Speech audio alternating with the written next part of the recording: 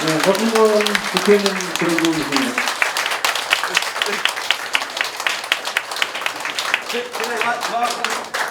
얇지 않아요.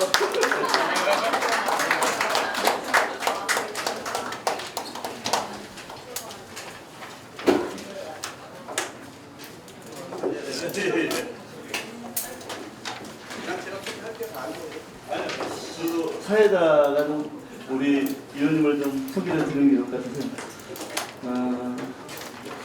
우리 박홍건 의원님께서는 중랑구 을 지역위원장이시며 국회의원으로 더불어민주당 을 지키기 민생실천위원장으로 맹활약하고 계십니다.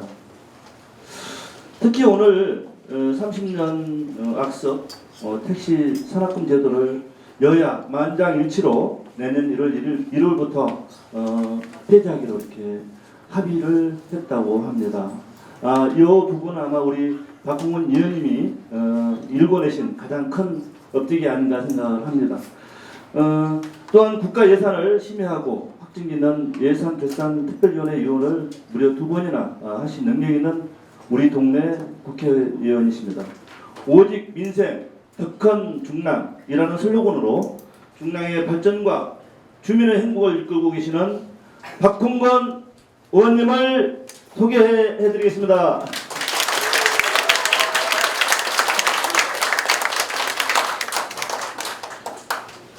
저도 물 한 잔 주세요.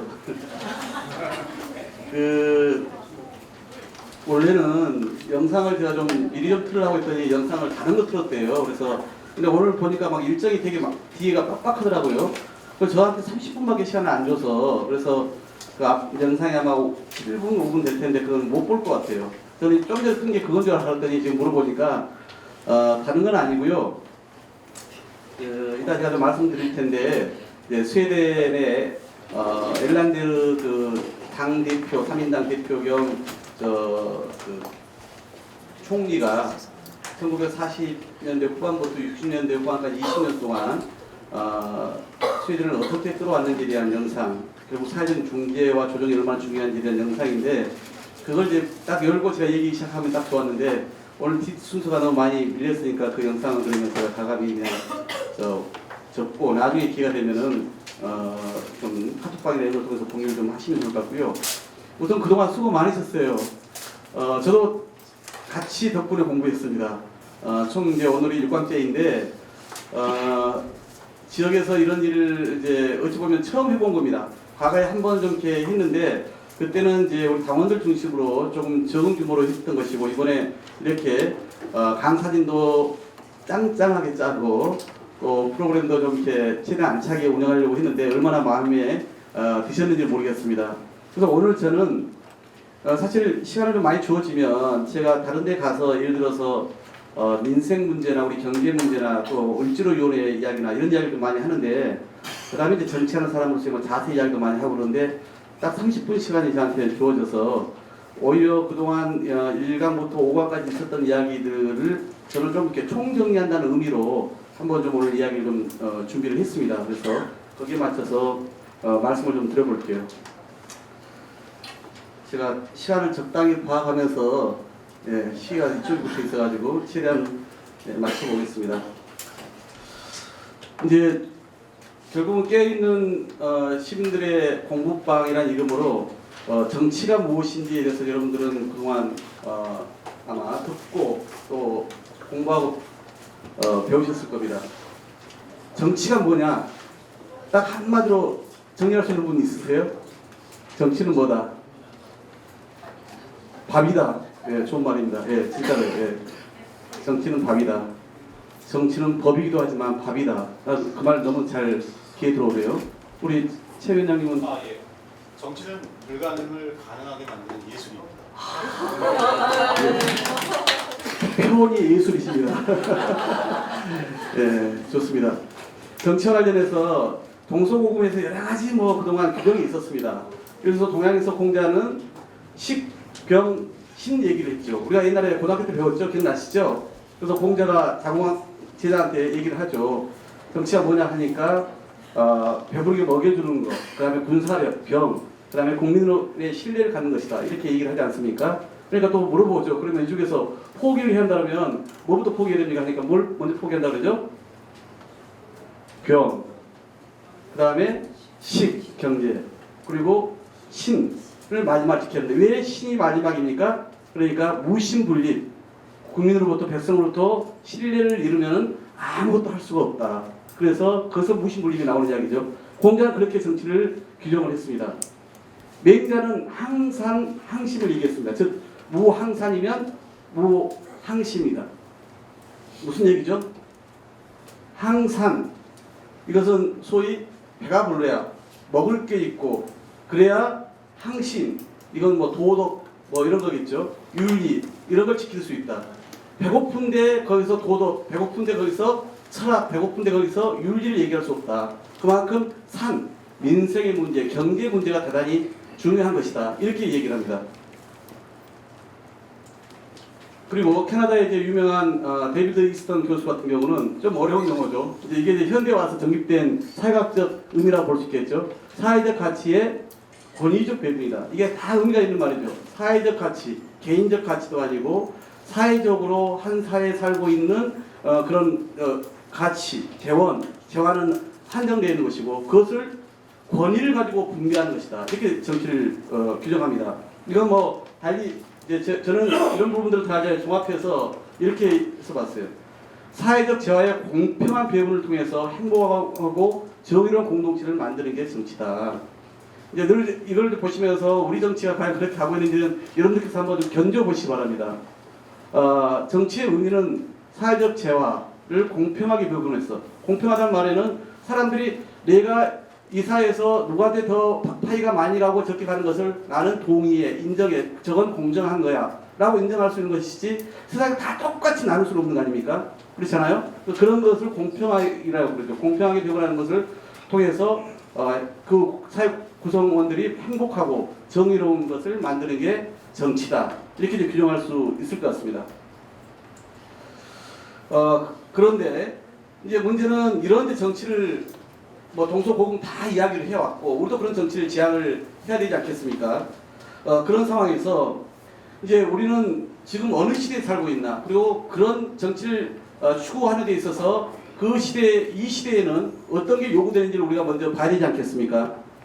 지금 지난번 이제 그 앞선 강연에서도 얘기가 나왔습니다만은 사실 지금 이 우리가 살고 있는 시기를 관통하는 문제, 이걸 시대정신이라고 이렇게 표현을 보통들 하죠. 시대정신은 저는 결국은 여러 가지가 있습니다. 우리 한반도의 특성상으로 보자면은 예를 들어서 뭐 평화의 문제도 있을 수 있겠고 다양하죠, 나라마다. 그런데 지금 이 시기를 살고 있는 인류 또는 우리 뭐 대한민국은 말할 것도 없이 같이 이것을 딱 규정한다면 저는 저성장 양극화라고 보여집니다. 불평등의 문제가 가장 역대 인류가 태어나서 쭉 성장하면서 지금 이렇게 고질화되고 고착화된 것이 과연 있었던가 싶을 정도로 지금은 저성장과 양극화 시대에 이미 접어들었다. 이 문제를 시대정신이라고 하는 것은 이 문제가 가장 중요한 문제다. 여기가 가장 모순이 점철되어 있다. 이 부분을 풀어야 다음에 어떤 그 과제로 나아갈 수 있다. 이런 거 아니겠어요? 그 이 얘기는 저성장 양극화라고 하는 것 자체는 결국은 먹고 사는 문제, 민생의 문제, 아까 제가 먼저 얘기했던 동서고금에서 동양에서 다 얘기했던 항산의 문제이건 그 다음에 이런 것들 다 이야기하는 것이죠. 이 문제가 저는 대단히 중요한 시대로 지금은 와 있는 것이다 말씀드리고 싶었습니다. 그래서 지금 뭐 지난번도 언급된 것처럼 이미 세계 경제는 저성장 시대입니다. 작년도 미국도 경제 성장률 2.3%, 일본도 1.7% 정도 기록으로 하고 있습니다. 과거 우리나라도 10%대 성장을 했고 뭐 중국도 최근까지 그렇게 했습니다. 중국도 이제는 한 자릿수로 좀 떨어지지 않았습니까? 그런 것처럼 우리는 이미 IMF를 거치면서 저성장의 국면에 이미 접어들어 있습니다. 문재인 정부 작년에 이제 2.8 이러다가 올해 이제 2.6을 먹겠다 2.4까지 내려와 있지 않습니까? 이게 비단 한국만 그런 것이 아니라 세계 경제 자체가 이미 이제는 그런 저성장 침체 국면으로 접어들어 있다는 말씀이고요. 또 한 가지는 이제 소득 양극화 제가 말씀드린 그 부분도 보십시오. 한국 같은 경우 지금 이 지난 20년을 비교를 해보면은 당시에 상위 10%의 소득 집중도하고 비교를 해보면은 어떻습니까? 지금 그때는 한 8.3% 정도 차이이죠. 그런데 지금은 이렇게 차이가 납니다. 그때 소득 상위 10%가 갖고 있는 게 이렇게 좀 되는 겁니다.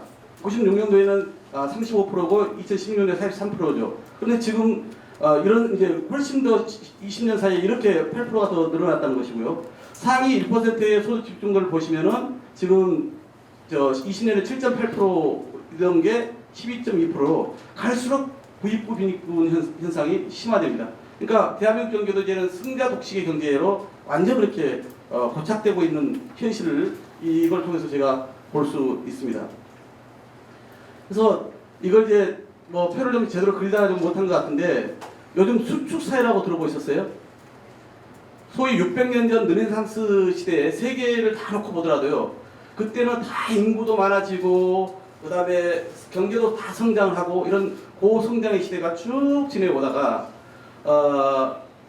이제 지금 저성장 시대로 제가 접어들었다 말씀드린 것처럼 그때는 이 팽창 사회, 그러니까 계속 인구수는 늘어나고 확대되고 그 다음에 생산성도 향상되고 이런 시대를 다 거쳐온 겁니다. 그러다가 지금 이제 이 팽창 사회가 이제 수축 사회로 가는 과정이 있고 그 중간에 이제 제로섬을 사회를 거치고 있다는 얘기는 이런 거예요. 이제는 중국도 한 10년 후면은 인구수가 더 안 늘어날 거라고 합니다. 우리나라는 말할 것도 없는 뭐 사회죠. 그러니까 이제 인구는 감소합니다. 그리고 생산성 문제 같은 경우도 이미 경제 성장률에서 확인되는 것처럼 이제는 많이 떨어지고 있습니다.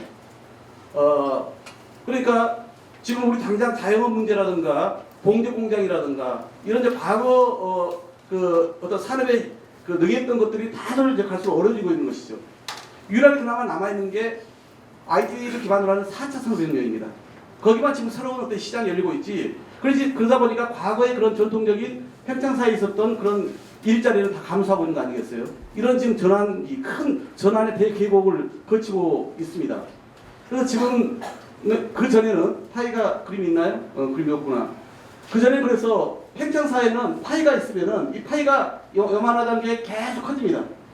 이러니까 사람들이 그때는 크게 불만이 없어요. 파이가 커질 거야, 내가 가져갈 게 많을 거야. 이런 시절을 거칩니다. 근데 제로섬 사회는 이게 전기되어 있습니다. 그래서 전기되어 있는 같은 크기의 파이를 서로 나눠먹기 있기 때문에 서로의 투쟁, 서로의 어떤 그런 전투가 벌어지기 수밖에 없는 겁니다. 근데 수축 사회는 파이 자체가 작아지는 거예요. 지금 인류는 이 국면에 와 있는 것이고, 그래서 사실은 일자리가 줄어들고 이런 것이 구조적인 흐름이 있는 것이다. 그런 거고요. 그렇기 때문에 아까 말씀드린 4차 산업혁명과 같은 것을 통해서 새로운 생산성을 만들어내지 않으면 대단히 구조적으로 어려운 환경에 놓여 있다. 이 말씀을 좀 드립니다. 이제 이런 상황, 저성장과 양극화라고 하는 시대적인 과제를 우리가 앞두고 있는 이런 상황을 놓고 아까 제가 말씀드렸던 정치는 과연 그러면 무엇을 해야 될지를 이제 살펴볼 텐데요. 우선 저는 이제 대한민국 정치를 좀 이렇게 분석을 해봤습니다. 크게 세 단계로 해서 개발독재와 압축 성장 시기를, 그 다음에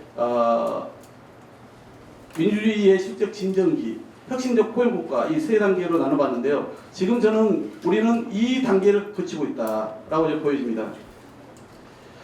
여러분도 잘 알다시피 60년, 70년대 또는 뭐 80년대까지 개발 독재에 의해서 우리 대한민국은 압축적 성장을 구가했습니다.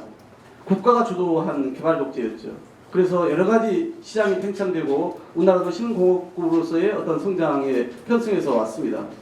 그러나 그 한편에서는 유신이 있었고 여러 노동자들이 탄압이 있었고 뭐 등등 여러분이 너무나 잘 아는 그런 독재가 이 권위주의가 자리를 또한 틀었었죠.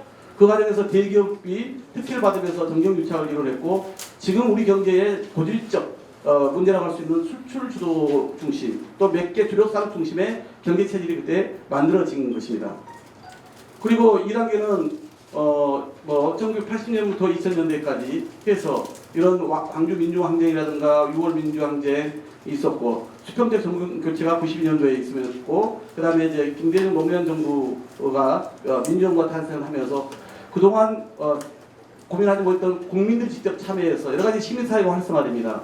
94년도 경실련, 91년도 경실련, 94년도 참여연대를 포함해서 여러 가지 시민단체들이 그때부터 이제 본격적으로 과거의 대화 방식이라든가 이런 게 아니라 이제는 실제 제도와 정책을 바꾸는 또 시민들 직접 참여하는 방식으로 세상을 만들어보자 해서 그렇게 이제 다양한 것들이 되고 표현의 자유도 되게 많이 보강이 되고 노동의 문제도 이제 이 과정을 거치면서 87년도 6월 항쟁 이후에 본격적으로 노동조합이 만들어지고 자기 주장들을 이제는 과시화시켜 나가는 과정이죠. 뭐 마찬가지로 뭐 인권 문제는 그전에는 다들 그냥 세계 최악의 어떤 인권 불명예를 안고 있었던 대한민국이 국가인권위원회를 만들면서 등등 여러 가지 일들이 많이 지나치죠. 다양성도 마찬가지입니다. 여성 인권도 그렇고요. 그러나 이 과정에서 IMF도 거쳤고 양극화는 이 과정을 통해서 더 심화되는 그런 결과를 우리가 볼 수 있었습니다.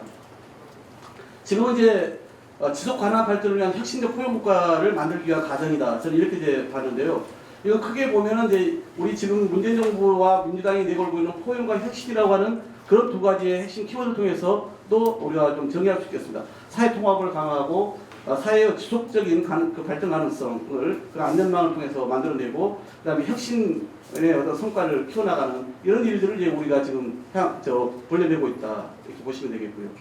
그래서 저는 이제 대한민국 이런 과정을 이제 쭉 밟아오고 있는데 결국 이 과정에서 정치는 어떤 역할을 했느냐?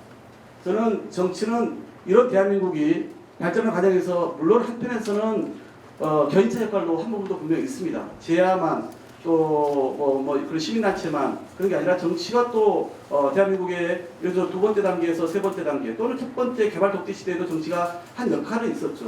그런데 지금 두 번째에서 세 번째 단계 또는 세 번째 단계를 완전히 실현시키는 데 있어서 정치가 순기능을 하고 있느냐라는 면에서 보자면 그래서 견인차냐 걸림돌이냐 본다면 이런 겁니다. 지금 이번 제가 속해 있는 20대에 부끄럽게도 법안 처리율을 보면요 30%가 채 안 됩니다. 어제 오늘 열심히 하고 있습니다만은 그러니까 지금도 한 15,000건 정도의 법안이 그냥 켜켜이 먼지 위에 쌓여 있습니다. 이런 상황이에요. 그러니까 갈수록 왜 국회가 선진화법도 만들었는데 이렇게 법안 처리가 떨어질까? 여기가 고민이 좀 필요하겠죠.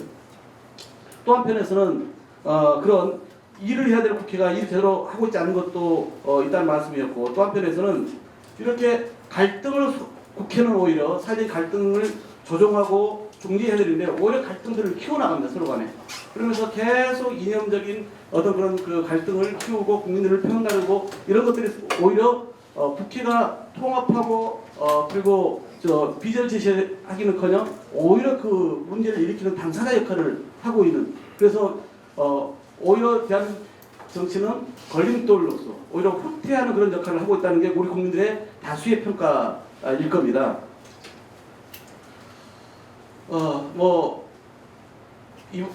문재인 정부 들어서서 국회 벌써 15번씩이나 보이콧을 했습니다. 오늘 아침에 제가 국토교통위 소위에 들어가서요. 서로 이제 여하분들끼리 앉아가지고 아이고 반갑습니다. 맨날 이런 데서 좀 보면 좋겠습니다. 인사를 하다가 물어봤어요. 우리가 근데 이 회의를 며칠 만에 하는 거죠? 서로 몰라요. 3월 27일 날 법안 심사하고 거의 3개월 만에 지금 오늘 법안 심사를 하니까 얼마나 기가 찰 노릇입니까? 이게 지금 대한민국 정치의 현실이었어요. 그러니까 그냥 툭 하면은 보이콧이 그냥 되어 있었죠. 이러다 보니까 올해 오마이뉴스가 조사한 국가사회기관의 신뢰도 국민들에게 물어봤습니다. 국회가 밑에서 꼴찌에서 두 번째예요.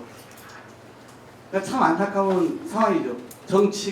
정치의 가장 핵심이라고 할 수 있는 국회나 이런 데가 이런 신뢰를 받고 있다는 것이 우리의 부끄러운 자아상입니다. 또 한편에서 보자면 이런 문제도 있죠. 국회 또는 정치인 그러면은 지금 보좌관 좀 보세요. 저는 아직 한 번도 못 봤는데 제가 지난번 어디 모임에 갔다가 보좌관 하기 방영되기 한 2주 전이었나 봐요. 술자리에서 이런 얘기하다가 이게 막 사전 예고가 많이 나온대요. 그래서 제가 그 얘기 들으면서 보나마나 뻔합니다. 그래서 상대방이 왜요? 그랬더니 국회의원과 국회를 다루는 영화나 드라마 치고 그동안 이게 정치인을 나쁘게 묘사하지 않는 거 하나도 못 봤습니다. 이 얘기를 했거든요. 보나마나 소수의 영웅과 다수의 악을 만들 거고 특히 다수의 국회의원들은 이권에 결탁하고 국회를 일상적으로 저지른 그런 것을 그려서 소수의 드라마틱한 그런 사람을 잘 묘사하는데 집중될 겁니다. 이렇게 얘기했는데 제가 좀 틀렸더라고요. 그 약간 멜로 드라마처럼 한다며요. 얼핏 들어보니까. 예. 근데 하여튼 뭐 있죠. 비현실적인 뭐 보좌관과 비례대표 국회의원의 사랑 이야기를 다룬다는 얘기 제가 들었는데 뭐 그런 얘기가 있을 수 있을지 모르겠습니다만 하여튼 뭐 그런 거든지 그동안 이제 이런 TV에서나 영화에서 보여지는 그런 국회의원은 정말 벌레 같은 진짜 이 사회에 어떤 도움도 안 되는 이런 인식들을 우리 국민들이 많이 갖고 있기 때문에 그런 신뢰 지수가 나오는 거죠. 대학생분도 마찬가지로 가장 불신한 집단이 정치인이라고 하니까 얼마나 낯뜨겁습니까? 이런 상황이죠. 그러니까 대한민국의 정치 또는 정치인에 대한 우리 국민들의 일시적인 인식이 이렇게 하는 것입니다. 결국 저는 아까 말씀드린 것처럼 왜 이렇게 대한민국 정치와 정치인들이 인식되느냐 평가되느냐 결국은 그 낡은 이념에 여전히 사로잡혀 있고 그리고 자기 기득권 지키기에 급급하고 이런 것들이 다 그렇게 비춰지는 겁니다. 그러니까 계속 극한적인 대결 구도가 반복되는 것이 아닌가 싶습니다. 그러면 이제 우리 대한민국 정치 어떻게 바꿔야 할까요? 저는 이제 크게 두 가지 좀 측면에서 말씀을 드려보려고 해요. 하나는 조직, 시스템이라고 할 수 있는 이 정당, 국회를 하나 좀 말씀을 드려보겠고 하나는 그 안에 구성원이라고 할 수 있는 정치인들은 어떻게 바뀌어야 되는지를 몇 가지 좀 말씀을 드리겠습니다. 먼저 이 정치 세력, 국회나 정당의 개혁 문제를 말씀드려보고 싶은데 사실 저는 과거 제가 정치하기 전에도 그런 생각을 좀 해봤어요. 늘 이렇게 싸우고 참 이게 더딘 게 발전하는데 그래서 서로 패를 가져가기 위해서 싸우는 게 이 정치권인데 너무나 이 대결이 이제 일상화되고 반복되니까 이걸 공정한 정치로 만들 수는 없을까? 근데 이건 제 바람입니다. 세상이 이렇게 만들어지는 데가 꼭 있는 건 아니에요. 그런데 대한민국은 오랜 지역주의 그리고 아주 극심한 반공 이데올로기 이런 것들이 또아를 틀고 있으면서 정상적인 사람들의 어떤 그 정치적 상상력과 판단력을 막 나가왔습니다. 그렇기 때문에 대한민국의 정치 지형도 여기에 맞춰가지고 정상적으로 지금 자리 잡혀 있지 못해요. 사실 정상적으로 자리 잡으려면은 저는 1-4-4-1 구도가 맞다. 무슨 축구 포지션 얘기하는 건 아니고요. 사실은 어느 나라나 아주 원리 원칙에 입각한 극진보, 극좌파는 저는 있어야 한다고 생각합니다. 마찬가지로요. 오른쪽에도 극보수, 극우도 저는 있어야 한다고 생각합니다. 그런 사람들은 말 그대로 그런 보수와 보수 또는 진보가 지향해야 될 가장 정점에 있는 이야기를 타협되지 않는 이야기를 하는 세력들은 어느 사회나 한 10%씩은 양쪽에 있어야 되는 거 아니냐. 문제는 더 중심은 사실은 이 80%를 차지해야 되는 중도 진보, 그러니까 유연한 진보와 합리적인 보수가 이 전체 정치 지형의 확고부동한 중심을 차지하고 이 양자 간의 그 선의의 어떤 혁신 경쟁이 이루어져야 저는 건강한 사회라 생각합니다. 근데 대한민국은 이게 지금 형성되어 있어요? 어떤 것 같아요, 여러분이 보기에? 제가 보기에는요, 극보수, 제가 보기에는 이런 거에 좀 있다 생각합니다. 근데 이런 거 조금은 이 서구 삼인주의 국가하고 비교해 보면 일도 사실은 안 돼요. 우리나라는 아주 부족합니다. 사가 만약에 민주당이라고 쳐봅시다. 여러분들 인정을 안 하더라도 저는 그걸 지향하는 사람이고 민주당에서 이런 걸 해보려고 했던 사람이니까요. 근데 민주당 안에도 보면은 이런 소위 뭐 삼인주의 모델이라든가 서구의 어떤 그런 선진국에서 봤을 때는 되게 보수적인 정책이나 그런 인사들도 많아요. 우리 민주당에. 그렇습니다.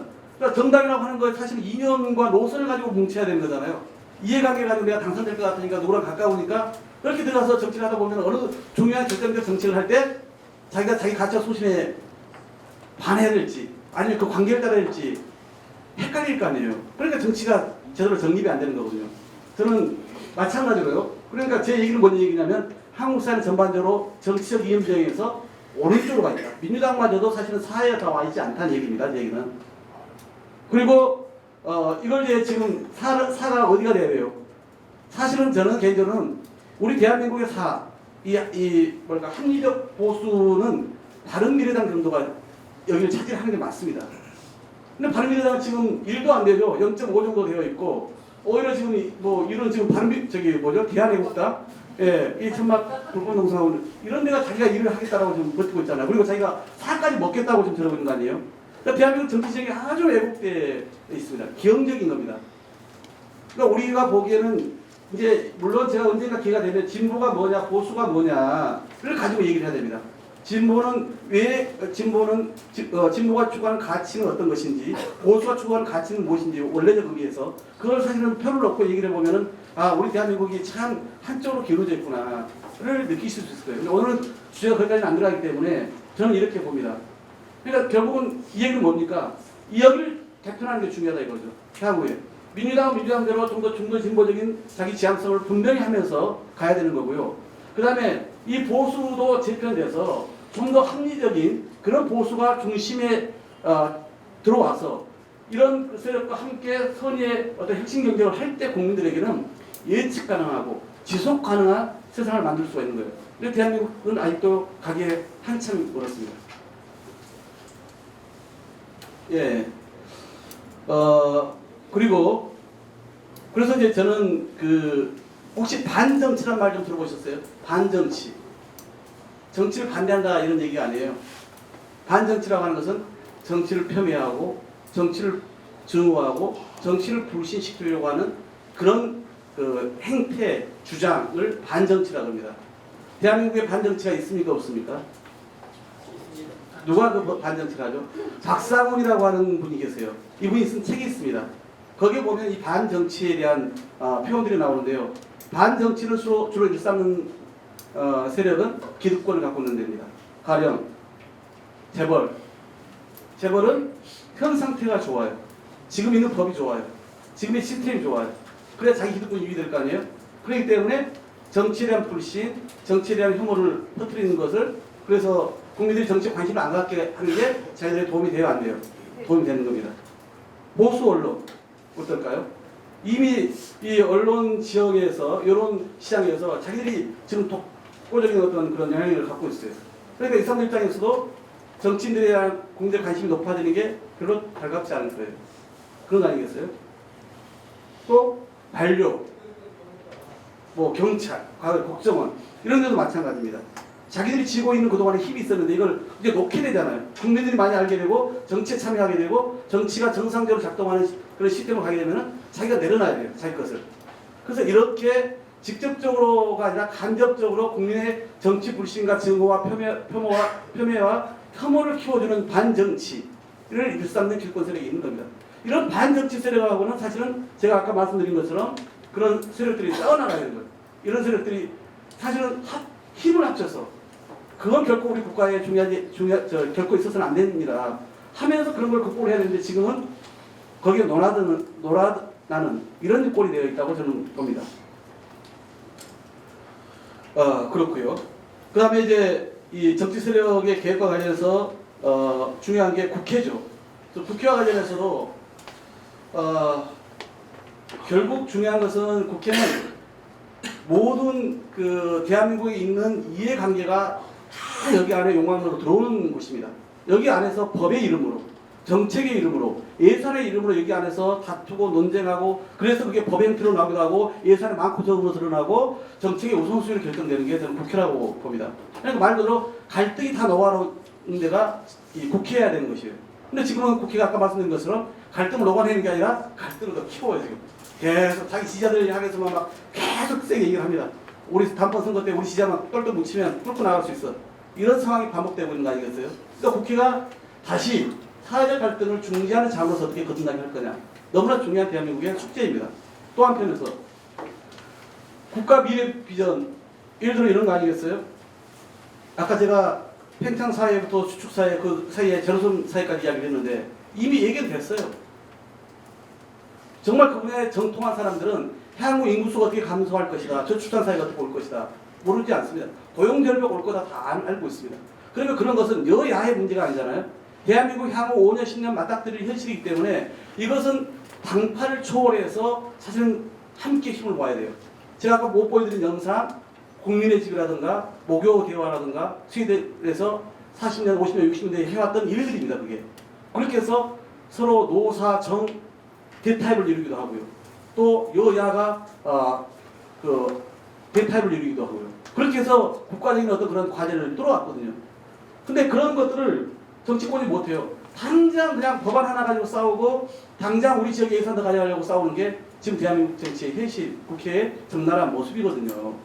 그래서 그런 부분을 사실은 국회가 여야를 초월해서 대한민국이 향후 5년, 10년 맞닥뜨릴 대외적 환경의 변화, 산업적 경제적 측면에서의 위기, 그 다음에 국내의 어떤 그런 인구 구조라든가 이런 어떤 경제적 측면에서의 어떤 그런 변화 가능성을 다 예견하면서 그 안에서 거기에 걸맞는 비전을 제시하고 그걸 법안으로 만들어내야 됩니다. 그래서 미리 정부가 그 법에 입각해서 행정 조직을 갖추고 예산을 반영해서 정책적으로 준비를 하게끔 해야 되거든요. 대한민국 국회는 그런 게 없어요. 너무나도 안타깝게. 제가 제 욕만 계속 하고 있는 것 같아서 죄송합니다만. 또한 국회는 우리 국민들의 아까 그 불신이 너무 크다고 했는데 자기 혁신, 자기 변화를 너무 크게 해야 됩니다. 이건 지난번에 마침 어떤 분이 질의를 또 하셨잖아요, 질문을. 그래서 상시국회를 강제하는 것, 문호정부임금을 적용하는 것 이런 거 해야 됩니다. 이 법을 누가 냈겠어요? 지난번에 말씀을 주셔가지고 제가 을지로위원장으로서 제발 국회 문 열어서 일 좀 하자라고 제가 그러니까 2주차 농성을 6일 동안 국회 딱 자유한국당 의원인데 다 들어가는 입구가 있습니다. 한교안 대표 들어가고 나경원 대표 들어가고 그럼 이제 그 앞에 제가 딱 앉아가지고 저는 아침 9시부터 6시까지 앉아 있고 이제 다른 의원님들은 이제 돌아가면서 2시간 3시간씩 옆으로 이제 와 있는데 그분들하고 이번에 진짜 제대로 많이 만났습니다. 그러면서 쭉 보면서 이래서는 안 된다 싶어가지고 마침 그날 또 지리도 표창원 의원 강의도 있어가지고 제가 관련된 법을 아예 냈습니다. 그래서 요즘 보도가 많이 나오고 있습니다. 제가 낸 법, 상시국회를 강제하는 거, 매월 1일 국회를 열도록 하는 거라든가, 그 다음에 보이콧하고 있는 정당에 국회의원들한테는 돈 한 푼 안 주는 것, 이런 것 법안을 내놨고요. 또 국민소환제, 이제는 한 번 뽑히면 4년 무조건 보장된다. 자기가 죄 지어서 감옥에 가지 않는 이상 이런 것이 있을 수 없는 거죠. 국민이 직접 문제에 생기면은 불러내서 그 사람을 자를 수도 있는 것들도 이제 만들어내야 된다. 그래야 생산력 국회가 된다. 이런 데 취지에서 말씀드립니다. 국회가 자기 혁신을 해내야 됩니다. 기득권을 과감히 포기해야 되는데 그게 좋은 시기예요. 왜냐하면 자유한국당은 자기들이 다음번에 일당이 될지 모른다 생각하고 있어요. 또 민주당은 무조건 일당이 돼야 이 정부를 지킬 수 있다고 생각해요. 다음번 국회에서 누가 일당이 될지 모를 때 이럴 때 타협하기가 좋습니다. 2012년도부터 시행된 국회 선진화법 2008년 9년 저도 그때 김상현 의원을 잠깐 모시면서 동물국회 주역이었습니다. 소위 그 MB 합법이라고 해가지고요. 그걸 막 법안을 통과하는 걸 제가 온몸으로 막느라고 그때 진짜 로텐더블에서도 막 틀어놓고요. 뭐 잡혀서 그냥 멍도 많이 들고 그랬었는데 그래갖고 자기 성찰한 거 아닙니까? 더 이상 이런 모습을 국민들에 보여주지 말자 해서 여야의 4선, 5선 중진들이 나서가지고 국회 선진화법을 만들어서 박근혜 당시 당대표한테인가 대통령이었나요? 아니죠. 당대표한테 이거 한번 해봅시다 했더니 박근혜가 안 받을 줄 알았더니 오케이 해가지고 그게 선진화법이 됐던 거거든요. 그래서 몸싸움을 하고 그래서 국회 기물 파손하고 회의장 진입 방해한 것은 엄벌이 처한다. 엄벌이 처한 것도 당시에 한나라당 요구해가지고 그렇게 만들어놨어요. 실제로. 근데 그게 그때 상황이 맞아떨어진 거거든요. 근데 왜냐하면 바로 그 다음 년도 2011년도에 말에 그걸 통과시켰는데 12년도에 총선이 돼서 누가 일당이 될지 모르니까 그게 가능했던 거예요. 마찬가지로 내년 총선이 있으니까 오히려 지금은 국민들의 이 따가운 시선이 있을 때 이런 룰을, 규칙을 정하기가 아주 좋은 시점이에요. 그래서 저는 이런 것들을 반드시 해야 된다고 생각하고 있고 저도 우리 의원총회에서 제 법안을 얘기를 하면서 이건 당의 결정을 당론으로 우리가 밀고 가서 협상 테이블에 반드시 인재로 올려달라고 요청을 했습니다. 이제 그게 이제 이 국회와 당의 이런 정치 세력의 개혁에 대한 부분이라면 다음은 그 안에 있는 정치인들 이야기, 정치 지도자 이야기를 좀 해보겠습니다. 이제 지도자와 관련해서 또는 이걸 이제 도덕경에 있는 이야기입니다. 이것은 도덕경에 있는 이야기인데 도덕경에서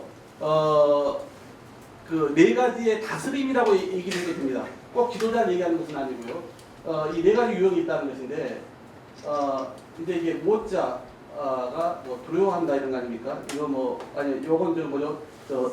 따돌린다 이런 거죠. 그러니까 이런 거 뭐냐면은 결국은 따돌린 게 아니라 뭐요? 이렇게 보기 싫다 이런 거 아닙니까? 그다음에 이거 왜 두려워한다?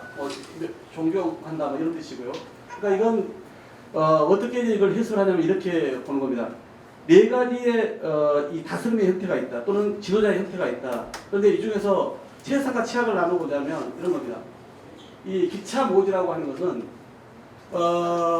쉽게 얘기하면은 독재 하는 거예요. 자기 마음대로 하는 겁니다. 그리고 막 횡포를 일삼는 거예요. 그래서 사람들이 아이고 그 사람 말도 꺼내지 마 욕만 하는 거예요. 이런 경우를 기차 모지라고 합니다. 제가 이제 이것을 이제 우리 문인상 회장님께 좀 들은 이야기를 오늘 가지고 왔는데요. 두 번째 기차 외지라고 합니다. 이건 두렵다. 근데 우리가 보통 법치국가 얘기를 하죠. 법치국가에 해당되는 게 바로 이겁니다. 우리는 법치국가가 무슨 최상인 양 얘기를 하지만 법치국가는 이 수준을 얘기합니다. 법에 의해서 엄격히 다스리는 거예요. 그러니까 사람들이 무서워서 어쩔 수 없이 거기 끌려가는 거예요. 이게 지금 기차 외지, 두려운 지도자를 얘기하는 겁니다. 친이예지, 이건 뭐겠어요?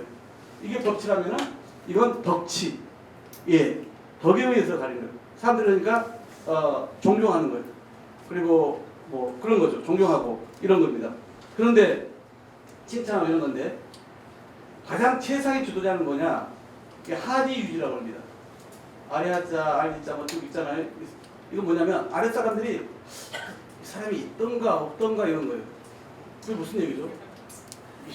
있던가 없던가 존재감이 확실히 이렇게 드러나지 않는 게 최상의 지도자다. 이렇게 얘기를 합니다.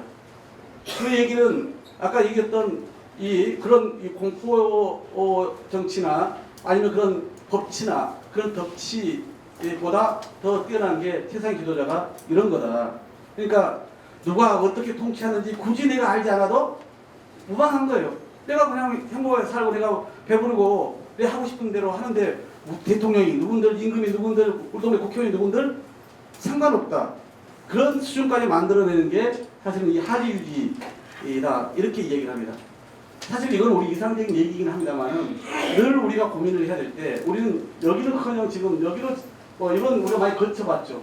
이런 최악의 지도자는 누구죠? 각자 마음속에서 생각하시고 예. 그런데 이제 이 두려운 지도자 법치를 얘기하는 분들도 물론 많습니다. 황교안 대표가 그걸 늘 강조하대요. 자기는 법을 어떻게 우리가 보기에는 늘 무시하는 것 같은데 그렇게 얘기하시대요.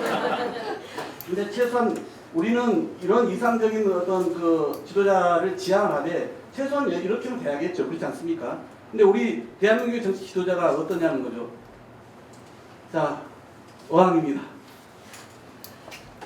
어항 속에 금붕어 3마리, 3마리에는 관심 갖지 마시고 제가 초선 국회의원 되고 나서 이해찬 현 당대표가 나와서 한 덕담을 해줘요. 물론 그때는 이제 다 당선들이 나와가지고 덕담을 해주는데 그때 한 얘기예요. 그래서 제 귀에 쏙 들어왔습니다. 우리는 보통 국회의원 또는 선출직 공직자는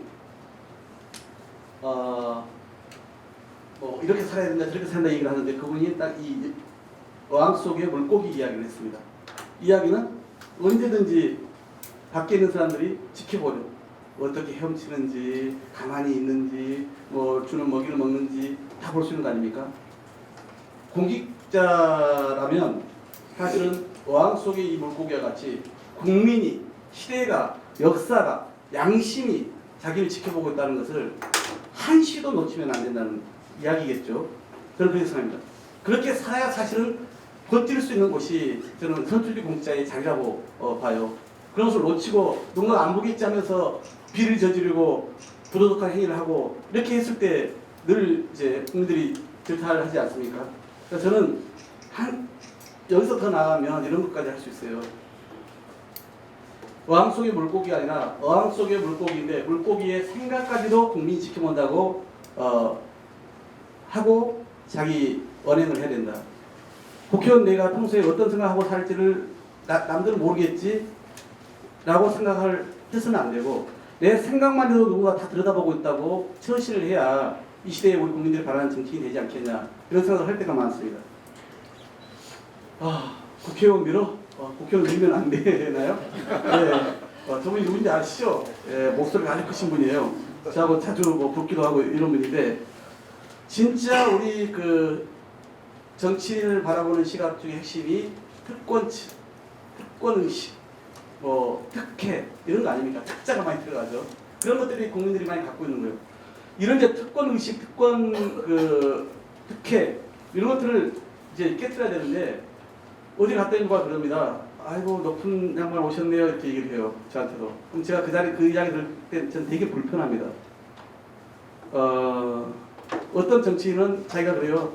아 그래서 제가 높은 데 있으니까 이렇게 해볼게요 이렇게 얘기한 분도 있습니다. 저는 그 얘기가 되게 귀에 거슬려요. 저는 높은 데 있는 게 아니라요. 4년 동안 우리 지역의 주민들한테 임시적으로 한시적으로 자기 몫을 대변하라고 고용된 사람입니다. 그래서 높은 사람이 아니고요. 중요한 결정을 하는 사람입니다. 중요한 일을 하는 사람이죠. 근데 그것을 자칫 내가 높은 데에 있다. 그리고 국민들은 이제 아직도 하도 과거에 많이 익숙이 돼가지고 국회의원 뭐 장관 이런 높은 사람 생각합니다. 근데 높고 낮음은 없는 거죠. 그 사람이 좀 더 여러 사람에게 영향을 미치는 중요한 결정을 하는 위치에 있냐 없냐의 차이는 있을 겁니다. 그러니까 그게 높게 있다고 정치인도 느끼는 것은 그건 특권 의식인 거죠. 내가 배지를 달면은 나는 높은 사람이 됐어. 출세했어. 이렇게 생각하는 자체가 얼마나 퇴행적인 이야기냐 이거죠. 이런 특권 의식을 없애야 된다. 아니 국회 공무원이 정당하게 업무를 수행하는데 국회의원 네가 가면 어떻게 밀어? 이렇게 얘기를 하잖아요. 자기 업무 수행하는 건데 이렇게 다 특권 의식의 발로가 된 겁니다. 그리고 중요한 게 정치인으로서 핵심해야 될 것은 저는 태도와 자세 중에 이런 겁니다. 이건 뭐 제 사진을 좀 썼습니다만은 성공한 사람들의 7가지 습관 책 읽어보셨죠? 거기에 공감적 경청 이야기 나오지 않습니까? 저도 이제 과거에 30대 초반에 그 한국 리더십 센터에서 하는 스티븐 코비의 그 코칭 강좌를 한번 들은 적이 있었어요. 그래서 이 공감적 경청 이야기 많이 합니다. 정말 상대방의 입장에서 들어줘야 됩니다. 자칫 저 사람은 나한테 와서 뭔가 부탁하러 왔으니까 아신소리 하러 왔으니까 내가 그중에서 필요한 이야기를 툭툭 들어서 나도 바쁜데 얼른 내보내야지 이 생각을 하는 순간 끝입니다. 그러니까 이 공감대 경청이라고 하는 것은 상대방의 자세, 상대방의 입장, 상대방의 처지에서 먼저 시작을 하는 거 아니겠어요? 이 지역에서 제가 한 달에 한 번씩 이렇게 민원 상담을 하는데요. 결코 쉬운 민원은 안 옵니다. 다들 혼자 해보려다가 또 주변에 좀 그나마 좀 뭔가 좀 이렇게 힘 있는 사람이라고 생각하는 분한테 부탁을 했다가 안 되니까 이제 국회의원 사무실로 가져오시는 거예요. 그 사람들 쉽게 오겠습니까? 끙끙대고 막 이렇게 가슴앓이를 하다가 마음앓이를 하다가 오시는 거예요. 그렇게 절박해서 오는데 그걸 너무 사무적으로 대하는 순간 제가 보기에는 그것은 공짜로서의 자세의 끝입니다. 일단은 그 사람이 왜 여기에 올 때까지 어떤 고심을 하고 왔는지 얼마나 절박했으면 이걸 가지고 왔는지를 먼저 그 사람 입장에서 생각을 해줘야 되지 않겠어요? 그게 공감이. 그래서 그 사람 이야기를 그대로 들어야 됩니다. 그동안 이런 일이 힘들었겠구나. 그 다음에 저 사람이 저래서 저런 얘기를 하고 있구나. 물론 그걸 시간 무한정 들을 수 없기 때문에 그걸 빨리 캐치해서 그 사람 입장에서 고개를 끄덕여주고 공감해주는 것이 우선입니다. 정치인의 자세는 늘 자기 시각에서 결정할 게 아니라 상대방의 입장에서 판단을 해줘야 됩니다. 이런 게 공감대 정책이라면 소통도 되게 중요합니다. 제가 늘 지역구에서 민원 상담을 하면서 얘기를 합니다. 우리가 그래서 막 받아줬고 그리고 제가 마지막 거의 정리를 하는데 이렇게 저렇게 해보겠습니다. 이런 구청이 알아보고요. 이건 시청이 알아보고요. 국회의원인 저는 우리 보좌관들과 이것저것을 알아보겠습니다. 딱 약속을 마지막으로 합니다. 근데 그러고 나서 또 끝 하면은 그 사람들은 여기까지 와서 야 그래도 뭔가 좀 기대를 갖고 가겠다 싶은데 그 이후에 연락이 없으면은 참 그거 그냥 한번 시간 낭비했네. 발품 그냥 헛발길 했네. 이렇게 생각하지 헛걸음을 했네. 이렇게 생각하지 않겠습니까? 그런데 그런 민원은 대부분 해소하기 어렵기 때문에요. 제가 국회의원이 아니라 대통령이 돼도 안 되는 민원들이 많습니다. 그러면 어떻게 해야 됩니까? 그걸 공감적으로 경청한 다음에 진심을 다해서 알아봐야 됩니다. 제가 약속한 상황에 대해서는 최대한 여기도 알아보고 저도 알아보고 나서 중간중간에 그분들한테 이렇게 그때 약속한 건 이렇게 알아보고 있습니다. 구청에는 누가 이렇게 알아보고 있습니다를 중간에 알려주고요. 그리고 그분이 좀 더 이렇게 더 해보세요 하면 또 한번 알아보고 다음에 연락하면은 설령 안 돼도 이분들이 이해를 합니다. 최선을 다해서 진심을 가지고 알아봤구나 라고 거기에 대해서 이해를 합니다. 서운함이 있고 아쉬움이 있지만은 그렇게 되는 거예요. 그러니까 저는 되게 정치인들의 자세와 태도라는 게 그러면서 되게 중요한 것인데 너무 이것을 쉽게 생각하는 경향성이 있다 말씀드리고요. 이게 파인텍인데요. 제가 교회 다니는 사람이어서 원래 12월 31일 밤 11시 반부터는 송구영신 예배를 드려야 됩니다. 근데 이번에는 못 갔어요. 왜냐하면 75m 굴뚝에 올라가서 최종적으로 426일을 버틴 두 남자가 있었습니다. 저는 이분들의 주장에 동조하지는 않았습니다. 너무나 과격했고요. 너무나 센 주장을 펼친 분들이었습니다. 그러나 사람의 목숨은 살려야 한다는 생각이 우선 컸고요. 정치인으로서 그것은 당연히 해야 될 일이니까요. 그래서 제가 이 사장님, 그 다음에 노조 대표 이분들을 정말 접촉하는 과정이요. 연애할 때 그런 거 아니에요? 상대방의 감정을 잘 읽는 게 되게 중요하죠, 여보? 근데 그래서 뭐 밀당이라는 표현도 나오고 뭐 그럴 텐데 되게 섬세함이 필요합니다. 제가 이 문제도 풀기 위해서 제가 을지로 위원장 그러면 사람들이 과격한 사람, 센 주장할 사람, 그리고 특히 사측을 일방적으로 몰아붙일 사람, 이런 선입견들이 있어요. 그동안 을지로 위원회가 사실은 이 경제적 약자를 대변하는 일을 많이 하다 보니까요. 근데 제가 이분을 어떻게 만났냐? 전화번호 사실은 청와대를 통해서나 이 뒤에 성직자분들인데 이 세 분은 이분들 통해서 이미 받았습니다. 먼저 연락 안 했습니다. 보고 싶어도 안 봤어요. 그러고 나서 종로 5가에서 2차 협상을 하고 있는데 일부러 제가 거기를 갔습니다. 바깥에서 1시간 반을 기다리다가 점심시간이라 해서 제가 청와대 행정관하고 같이 식사를 이분들은 단식을 하고 있었고 이분은 근데 이제 샌드위치하고 커피를 사가지고 갔더니 이 두 분이 계시더라고. 사장하고 전무가. 그래서 제가 들어가니까 누군가 하더라고요. 저 안녕하세요. 저 민주당 국회의원입니다. 그랬더니 여기 웬일이세요? 사실은 제가 을지로 위원장인데요. 그랬더니 자기도 이제 그런 얘기가 있어가지고 약간 이렇게 뭐랄까 경계하는 눈빛이 역력했습니다. 그래서 제가 아이고 식사를 안 하셨다는데 커피 샌드위치 좀 드시면서 잠깐 얘기 좀 듣고 왔습니다. 힘드시죠?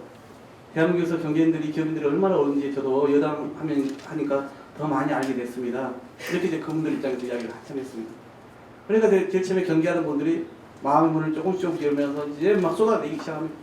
이런 게 힘들고요. 이런 게 불만이고 이 노조는 뭐 이런 그동안에 문제가 있었고요. 도저히 그래서 내가 뭐 해볼 수가 없습니다. 막 이런 얘기를 쏟아고 그러면 1차적이 된 거거든요. 그래서 그 과정을 한번 거쳤어요. 그러고 나서 이제 이게 2차였고 이제 3차 협상부터는 이분하고 그렇게 터가지고 저는 나왔습니다. 종교인들 중재를 그때는 했기 때문에 그때까지만. 근데 연말에 가기 전에 좀 마무리 짓고 싶었는데 또 서로 교착 국면이 됐어요. 그래서 제가 문자를 보냈습니다. 그 다음날 정성스러운 장문의 문자를 써가지고 사장님한테 보냈습니다. 어제 뵌, 왜냐면 이제 갑자기 문자 보내면 이분이 했을 텐데 그 전화를 받기 때문에 어제 만난 박홍근 의원입니다. 어제 사장님 말씀 정말 제가 잘 들었습니다. 기업인의 애로 충분히 느낄 수 있었습니다. 뭐 이러면서 이제 문자 쭉 보냈어요. 답이 없더라고요. 제일 처음에. 그다음에 쭉 기다리다가 다시 한번 또 문자를 보냈습니다. 보낼 때 이분이 딱 단문 의원님 관심 가져주셔서 감사합니다. 그래서 이 사람이 이제 마음의 문을 나한테도 열기 시작했구나. 해가지고 그 다음날 제가 점심을 다 굶고 이분하고 50분 통화를 해가지고 3차 협상을 시작합시다. 제가 중재를 하겠습니다. 장소, 시간, 응제 진행 방식을 내가 할 테니 합시다. 미리 사실은 이쪽에 종교인들하고는 제가 얘기가 다 됐던 것이고 노조 쪽도 이제 제가 나서는 데서 반대할 분위기는 아니었어요. 그래서 결국은 3차 협상부터 4차, 5차, 6차 협상을 제가 다 중재했습니다. 그래서 12월 31일 날 4차 협상이었나요? 새해가 바뀐지를 모르고요. 제가 저 협상장을 지키고 있었어요. 그러니까 아내한테는 나 못 가, 예배드리고 와 하고 있었는데 앉자마자 싸웁니다. 그냥 서로 쌍욕도 하고요. 특히 노조에서는 쌍욕도 하고 나가고 막 그럽니다. 그동안 맺힌 게 많으니까. 그러니까 노조 나가고 나서 이 사측이 남긴 상황에서 청와대 비서관하고 저하고 12시 반 1시까지 설득을 했습니다. 이러다가 사람 죽으면 어떡하냐 저기 위해서. 모두가 공멸이다. 그럼 협상 그래갖고 안 돼요.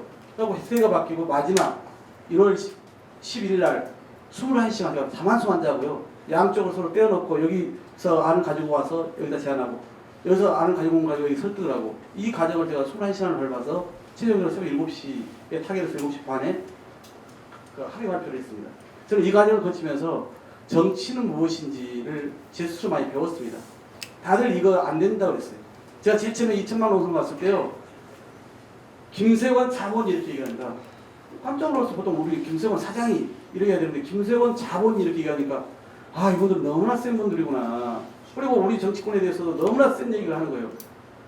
그리고 다른 바깥에서도 이것은 못 풀 일이다. 방법이 없다. 이런 거 있어요. 근데 진짜 공을 들여가지고요. 양쪽의 신뢰를 조금씩 더 얻어가면서 양쪽의 마음의 문을 열고 그리고 제가 제안을 조금씩 해내면서 이 공통점을 만들어 나가니까 결국 결론이 나더라고요. 물론 지금도 해소 안 됐습니다. 이제 내려오기는 한 번만 해도 저는 큰일이라 생각하는데 그런데 지금도 여전히 이 갈등이 남아있게 돼요. 한시는 다 썼지만은 이걸 보면서는 결국 정치는 국민의 삶과 생명을 지키는 거고요. 그 다음에 먹고 사는 문제에 대해서 답을 줘야 되는 거고요. 조정 중재할 수 있는 역할을 해야 되고요. 이러기 위해서는 진정성을 갖고 양쪽을 이해 당사자를 만나고 그걸 조정할 수 있는 능력을 갖춰야 된다는 걸 저는 새삼 느꼈습니다. 그러니까 그런 데 정치가 많이 필요한 거 아니냐 제 자랑같이 말했습니다만 이렇게 좀 말씀드리고요. 여러분들께서 국회의원 사실은 언젠가 저도 기회가 된다면 이 시간 다 놀았죠. 국회의원에 대해서 어떻게 사는지 궁금할 수도 있어요. 근데 금태섭 의원이 간혹 글을 한 개를 다 씁니다. 근데 저는 그냥 짧게만 한다면 지금 이게 저는 3본지론을 좀 많이 강조해요. 어떤 사람들은 국회의원이 무슨 지역구 관리야? 국회만 해야지. 이렇게 얘기하는 분도 있어요. 근데 저는 그게 꼭 옳다고 생각하지는 않습니다. 당연히 국회에서 이 노선이죠. 국회에서 입법, 예산, 정책활동하는 게 가장 이건 자기 시간과 열정을 많이 쏟아야 되는 건 사실입니다. 그런데 지역구 국회의원 같은 경우는 지역 주민들이 가서 국회일만 하십시오라고 뽑아준 건 아니거든요. 자기 지역에서 나오는 여러 민원이 있습니다. 또 자기 지역에 발전시켜야 될 어떤 그런 과제가 있습니다. 이런 것을 잘 관리하는 것도 저는 중요한 영역이고요. 그 다음에 국회의원 혼자 잘나서 되는 경우 별로 없거든요. 당에서 이 사람을 검증해가지고 공천을 줘서 우리를 대표해서 당신이 나가서 한번 당선돼가지고 우리 이름으로 한번 의정활동을 해봐라고 기회를 준 거거든요. 당인입니다. 당 구성원입니다. 그렇기 때문에 당과 관련된 일, 당이 좀 더 정치 중심에서 일할 수 있는 환경을 만드는 데 기회를 주는 것은 저는 당연히 있다고 생각해요. 그래서 이것의 균형점을 잘 찾아나가는 것이 국회의원이다. 그래서 여러분들께서도 그냥 위에 지역구에 꼭대기가 안 보이냐 이런 얘기 너무 하지 마시고 사실 중요한 국회 일이니까요. 그러니까 이것을 잘 균형을 맞춰서 일하는 사람을 저는 높게 평가해 주는 것이 맞다. 이 말씀 드리고 싶었고요. 빨리 좀 해야겠네요. 이건 뭐냐? 정치인의 어떤 그런 자세 또는 혁신의 필요성에 의해서 30%의 유혹이라고 제가 썼는데 제가 쓰는 이야기입니다. 자, 길거리 다니면서 투표 10명을 만났어요. 그중에 투표 몇 명 할까요? 보통 한 6명 합니다. 여기 계신 분들은 다 투표하시죠? 네. 6명 안에 들어있는 거죠? 네. 자, 6명 중에서 3명이 A 후보를 나를 예를 들어서 박홍근을 찍었다. 그럼 저는 어떻게 되는 거죠? 지지율이 50%. 60% 투표율에 50% 당선율이에요. 그럼 누가 저한테 감히 앞으로 경쟁을 못할 거 아닙니까? 50% 지지율을 받은 사람인데. 이 얘기를 제가 하는 이유는 이런 겁니다. 10명 중에서 사람들은 그러면 결국은 3명만 자기 지지자를 만들기 위해서 뜁니다. 7명을 포기하는 거예요. 쉽게 얘기하면. 왜냐면 10명 중에서 3명만 나를 확실히 찍어주면 나는 늘 50% 누가 몇 명이 나오든 3자 구도가 되든 5자 구도가 되든 간에 나는 당선될 건데 굳이 내가 복잡하게 7명까지 신경 써요? 3명의 마음만 얻으면 되지. 이 함정이 있는 거예요. 그래서 그 3명이 또 어떤 사람이에요? 접하고 들어가면 보통 3명 중에서 한 1.5명에서 2명 정도는 무조건 이당 사람이 찍는 사람들이 있어요. 나머지 한 명 정도는 우리 고향이 같으니까 교회 사람이니까 우리 동문이니까 나랑 편하니까 이런 사람들과 이 사람이 되면 내가 좀 도움도 받겠네. 그게 무슨 옛날에는 많았던 취업이다 무슨 경제적인 이권이다 이런 도움을 좀 받겠네. 이런 사람들이 있습니다. 그러면 고향 사람, 동문 사람, 무슨 가족, 교회 사람 이런 사람들하고 이 사람이 되면 도움 받겠다고 생각하는 사람들은 무조건 찍어주는 거예요. 그렇지 말요. 그럼 이제 딱 남은 건 뭐예요? 무조건 이당 사람이나 찍을 사람, 그 당 사람들이 한 15%에서 20%라고 얘기를 했잖아요. 그러면 그 15%, 20% 당 중에서도 누가 여론을 조성하는가 딱 보면 돼요. 그래서 그 당의 여론을 조성한 사람들의 입맛에 맞는 언행을 하면은 그러면 내가 결국 결과적으로는 50% 지지율을 얻을 수 있는 이런 셈법이 나오잖아요. 단순 셈법입니다만 무슨 얘기를 하고 싶냐면 저는 우리가 선출직업 하는 것은 10명 중에 5명의 최소한 10명 중에 5명의 국민 대표성을 얻어야 지지를 얻어야 대표성이 있는 거 아닙니까? 그죠? 그런데 일찌감치 그 7명을 포기하고 3명 중에서도 그중에서 당 사람들 그중에서 특히나 뭐 당의 여론을 가지고자 하는 사람들에게만 맞는 언행을 하는 것은 저는 그 정치가 전부가 아니다. 이 말씀을 드린 거예요. 결국 50%의 대표성을 얻기 위해서 노력해야 된다. 튀는 말, 튀는 행동, 강한 주장, 왜 그런 유혹이 없겠어요? 저도 그렇게 해서 50%를 확보하고 가고 싶은 마음이 왜 없겠습니까? 그런데 정치는 절대 그렇게 가는 것은 저는 약간 뭐랄까요, 마약 같은 거라 생각합니다. 그렇게 취하는 순간 막말이 나오고요. 그냥 튀는 그런 어떤 언행 표현하고 싶어 하고요. 당장의 여론의 주목을 받고 싶어서 급급해합니다. 그럼 실수하기 마련이고요. 이런 거 아니겠어요? 그래서 저는 그런 점에서 정치인들이 아까 말씀드린 것처럼 30% 유혹에 빠지지 말고 50%의 어떤 그런 최소한의 어떤 자기 대표성 갖기 위해서 노력을 해야 된다. 이 말씀 드리고 싶었고요. 끝으로 이제 시간이 너무 지나쳐서합니다. 이제 우리 나라가 문재인 정부의 과제인데 뭐 많이 물어봅니다. 크게 3가지 영역을 우리 정부가 하고 있습니다. 국가 시스템 그동안 많이 망가졌습니다. 사법부가 재판 가지고 거래를 하고 그게 삼권 분립의 나라입니까? 박근혜 정부 거치면서 완전 망가진 거예요. 대법원장까지 구속되는 이런 초유의 사태가 발생하지 않았습니까? 행정부는 말할 것도 없죠. 최순실의 개인의 농단에 의해서 국정이 자리우리 된 그런 상황을 정말 우리는 기가 찰 정도로 지켜봤었죠. 우리 문재인 정부는 그래서 촛불의 힘에 의해서 촛불 시민혁명에 의해서 만들어진 정부입니다. 당연히 우선적으로 해야 될 일은 망가진 시스템, 잘못된 이 국가를 운영 시스템을 바로잡는 게 우선일 수밖에 없어요. 맨날 왜 무슨 적폐청산하냐 이렇게 야당들이 공격하는데 잘못된 것을 바로 세우고 나서 그 다음 미래가 있는 겁니다. 그거 없이 바로 갈 수가 있나요? 그래서 저는 우리 문재인 정부와 민주당은 이 국가 시스템을 정상화시키는 과정을 한쪽에서 밟고 있는 것이다. 사법부는 사법부답게 가야 되는 것이고요. 국회는 국회답게 가야 되는 것이고 이 과정을 밟고 있는 것이다. 그 다음에 예를 들어서 정경유착 끊어내야 되는 것이고 당연히 그렇지 않습니까?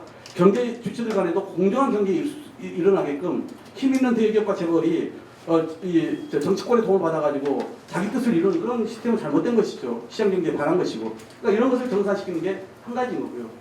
두 번째는 이제 혁신적 포용국가를 만들겠다는 겁니다. 여기는 이제 여러 가지가 좀 다 있습니다. 뭐 지금 우리 경제정책으로만 보자라면은 가령 공정경제를 바탕으로 해서 우리가 혁신성장과 소득주도 성장을 일구겠다. 이게 경제의 비전입니다.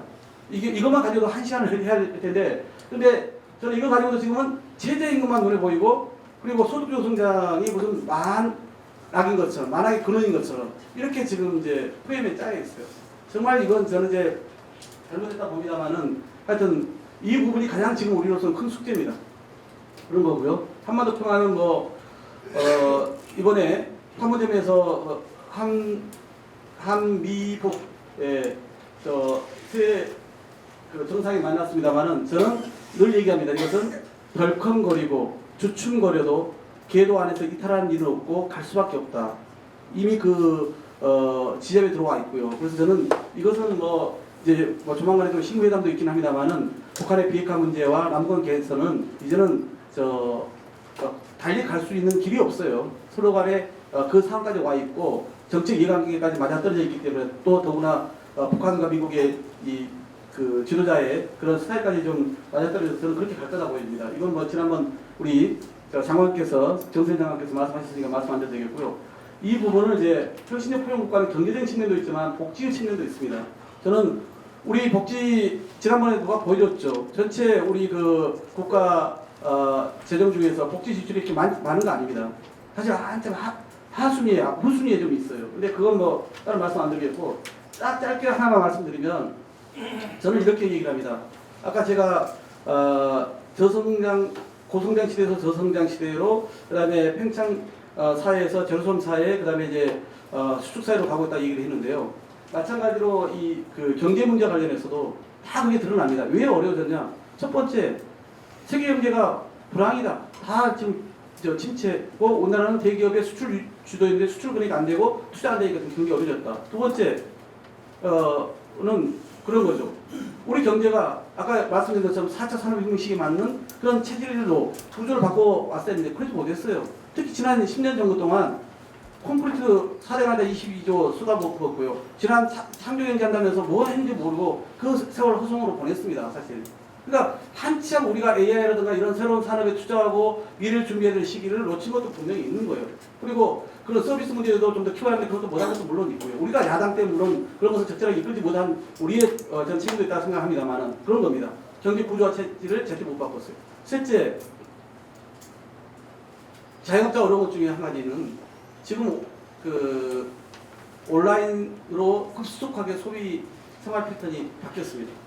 한 해 25%씩 성장합니다. 이제 웬만하면 우리 뭐 아파트 다녀보면 그 집 앞에 이렇게 배달을 시킨 것들 박스들 놓여 있잖아요. 요즘은 뭐 마켓컬린가요? 아침에 그냥 새벽 배송까지 이제는 우리 딸아이도 그냥 뭐 10,000원짜리 다 시켜 먹고 이래요. 옛날처럼 가게에 이제는 사람들이 많이 오는 구조가 아니에요. 그러니까 완전 온라인 중심으로 이제는 다 물건을 사든지 먹을 걸 시키든지 이게 급속히 지금 그 시장이 팽창하고 있습니다. 그다음 네 번째, 대기업들이 아니 골목까지 들어와가지고 빵집이며 무슨 집이며 다들 하고 있잖아요. 그리고 곳곳에 대형 복합 쇼핑몰이며 대형 그 저기 유통점 만들어가지고 그 하나 만들어지면 복합 쇼핑몰 반경 10km 영향을 줍니다. 근데 계속 대기업들이 신세계나 이런 데는 막 진출해요. 그래가지고 그냥 이런 골목 상권 다 촉발시킵니다. 이런 문제, 불공정한 거죠 사실은. 이런 게 있는 거죠. 그리고 그 말씀드린 것처럼 우리나라 자영업이나 이런 데가 많은 것도 사실이에요. 지난번에도 그런 데이터가 있었습니다만은 브랜드로만 말씀드리면요, 미국과 일본이 그 넓은 땅과 인구를 갖고 브랜드가 한 1,500개에서 2,000개입니다. 우리나라 프랜차이즈가 몇 개 있겠어요? 5,000개. 그러니까 막 검증되지 않는 그 프랜차이즈를 막 내놓습니다. 제가 그래서 법안도 좀 했는데 그렇다 이거예요. 그러니까 계속 그 안에서 살 깎기 경쟁들이 반복되는 겁니다. 그리고 이제 지금 얘기하는 것처럼 그런 52시간 노동 문제, 미투 문제, 그 다음에 최저임금 문제도 시장에 영향이 없다고 볼 수 없습니다. 그런 것들이 다 복합적으로 지금 경제에 어려움을 초래한 것이지 최저임금이 모든 걸 다 이렇게 어렵게 만들었다고 이해를 해서는 안 되는 거거든요. 그게 가장 피부에 와닿을지 모르겠습니다만. 그래서 우리 정부로서는 가장 큰 고민은 바로 이겁니다. 혁신적 보유국가 특히 이 경제 문제와 복지 문제를 어떻게 동시에 잘 발전시킬 것인가 이 숙제를 안고 있다는 것이고요. 그 다음에 이제 끝으로 우리 정부와 당이 갖고 있는 숙제 중에 하나는 의회 권력의 개혁인데 제가 아까 말씀드렸던 국회만 얘기하는 것은 아니고요. 촛불을 거치면서 가장 세상과 동떨어져 있는 외로운 섬이 국회라는 것을 확인했습니다. 이미 촛불을 거치면서 행정부는 대통령을 정점으로 하는 행정부는 바뀌었습니다. 사법부도 사실은 지난번에 소음농단을 처리하면서 많이 바뀌고 있습니다. 인적 청산을 포함해서요, 시스템까지. 그런데 국회는 여전히 이 두 개를 견제가 아니라 방해를 하면서 여전히 과거에 머물러 있는. 그래서 시대의 요구, 국민의 눈높이, 촛불의 어떤 그런 명령과 가장 동떨어져 있는 데가 국회였습니다. 그러니까 저렇게 뻔듯하면 보이콧하면서 일은 안 하면서 이렇게 왔던 것이죠. 결국 대한민국의 변화의 마지막 남은 숙제 중에 하나가 되는 의회 권력이라고 생각합니다. 내년 총선이 그런 점에서 저를 뭐 해달라는 얘기가 아닙니다. 그러나 내년 총선은 그런 의미에서 정말 대한민국이 새로운 대한민국으로 나가는 데 있어서 행정 권력과 사법 권력이 이어 그리고 의회 권력이 정말 제대로 변화시켜서 국민의 눈높이, 시대의 요구에 걸맞게끔 갈 수 있는 그런 기회이다. 이 말씀을 좀 드리고 싶었습니다. 그래서 이제 끝으로는 여러분들께서 어떤 역할을 과연 해야 될까? 이번에 총 5강을 들으시면서 많이 고민을 하셨을 거예요. 저는 정치는 한 사람이 할 수 있는 일이 클 수도 있고 작을 수도 있습니다. 그런데 그 일은 결코 혼자 할 수는 없습니다. 그리고 그 사람을 만드는 것은 결국은 시민들입니다. 그리고 그 시민들은 이해관계에 얽매이지 않고 합리적인 상식과 양식을 갖고 정치 변화를 바라는 사람들입니다. 그게 저는 껴있는 시민들이라고 믿고 있고요. 여러분들이 지난 강좌를 거치면서 훨씬 더 그렇게 저는 무장됐다고 생각합니다. 훈련됐다고 생각합니다. 그래서 여러분들이 함께 목소리를 내는 만큼 세상은 바뀌는 것이지 목소리 내지 않고 뒷짐지르면 여전히 세상은 그 자리 그대로 있을 겁니다. 그래서 이번에 깨강을 수행한 여러분들께서 정말 깨어있는 시민들로서 대한민국 변화, 정치의 변화를 위해서 더 앞장서 주실 것을 요청드리면서 강의를 마치겠습니다. 고맙습니다.